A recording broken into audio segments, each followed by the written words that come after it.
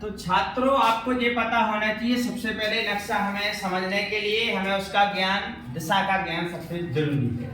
दिशा के ज्ञान में हमें सबसे ऊपर की ओर हमारा का कहा जो उत्तर कहा, उत्तर नीचे सबसे नीचे की ओर होता है हमारा दक्षिण दिशा। दक्षिण दिशा के इस साइड हमारा जो कहलाता है हमारा पूरब। पूरब के इस साइड आ जाओ तो ये होता है हमारा पश्चिम। अगर ये चीज हमें जानकारी है तो हम नक्शा भरने में हमें कभी भी कोई समस्या नहीं। इसके बाद नर्मदा नदी, सबसे पहले ये 10 चीजें बताई हैं, परीक्षा में इसमें आने की 100% संभावना है, आएगा, इसको आप देखते रहिएगा। नर्मदा नदी सबसे पहले, नर्मदा नदी हमें पता होना चाहिए, हमारा यहाँ मध्य प्रदेश है, मध्य प्रदेश से हमारी नर्मदा नदी जो है निकली हुई है। नर्मदा नदी के नदी का चिन्ह इस प्रकार होता है, तो हम यहाँ नर्मदा नदी दर्शा देना है, हमें लिख भी देंगे यहाँ पर नर्मदा नदी। जो नर्मदा नदी हमारे मध्य प्रदेश से निकलती है और जाकर के हमारे गुजरात के हिस्से को लेकर के हमारा महाराष्ट्र होते हुए हमारे यहाँ नुक्कड़ पर खंबात की खाड़ी में गिर जाती है। तो हमें यहाँ सिर्फ बाकी ज्यादा कुछ नहीं बताना है, नर्मदा नदी का वो मतलब नदी का निशान बना करके नर्मदा नदी यहाँ लिख देना है मध्य प्रदेश। दूसरी चीज है अरावली पर्वत। अरावली पर्वत हमें कहाँ दर्शाना है ये भी देखना है हमें। यहाँ राजस्थान हमारा यहाँ है, तो यहाँ पर हमें इस प्रकार से ऐसा पर्वत टाइप में निशान बना देना है, ऐसा जो पर्वत का निशान है यहाँ लिख देना है अरावली पर्वत, यहाँ लिख देंगे अरावली पर्वत। इसके बाद हम चलते हैं करक रेखा। करक रेखा हमें पता होना चाहिए हमारे भारत के 8 राज्यों से होकर गुजरती है।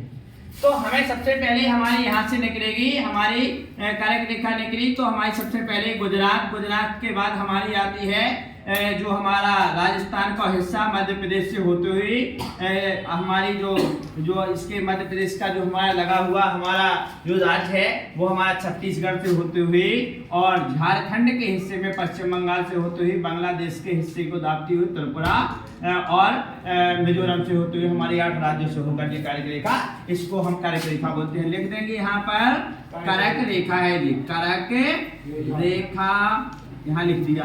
इसके बाद हम चलते हैं छोटा नागपुर का पठार। छोटा नागपुर के पठार करक रेखा के यहाँ और झारखंड के यहाँ पर लिख देना है हमें, यहाँ लिख देंगे हमें ऐसा निशान लगा के यहाँ लिख देंगे छोटा नागपुर का पठार, छोटा नागपुर का पठार। इसके बाद हम चलते हैं अगला जो हमारा 5वें नंबर पर महानदी है, तो महानदी को हम दर्शाएंगे, हमें पता होना चाहिए ये महानदी हमारे यहाँ उड़ीसा के समथिंग यहाँ दर्शा देना है, यहाँ लिख देना है हमें महानदी। महानदी लिखने के बाद हम चलते हैं 82.5 मानक देशांतर जो हमारी यहाँ से समुद्र से यहाँ पर एक लाइन होती है, यहाँ पर यहाँ तक, इस लाइन को यहाँ कहते हैं 82 सही 1/2 मानक देशांतर।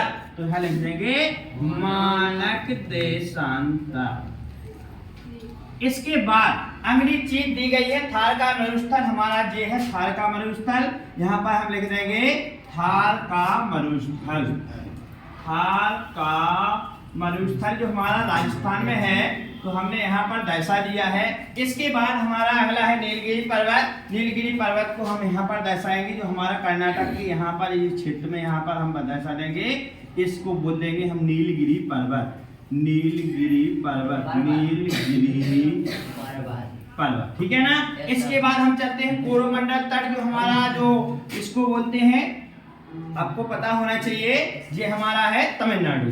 ये वाला समुद्री तट कहलाता है हमारा कोरोमंडल तट, तो हम लिख देंगे कोरोमंडल तट, कोरोमंडल तट। इसके बाद बच्चों चिल्का झील लास्ट बचा है 10वां नंबर, तो उड़ीसा में है, जिस सब जानते हैं उड़ीसा हमारा इतने है, हमें पता है, इतने लिख देंगे हम चिल्का झील।